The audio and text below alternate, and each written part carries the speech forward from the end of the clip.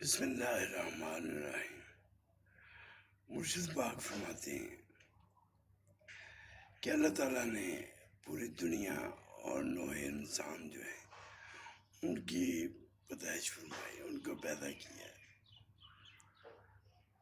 تو اللہ تعالیٰ کی ذات وہ ذات ہے کہ جس کی اطاعت ہر مخلوق پہ فرض ہے جو نوع انسان میں ہے۔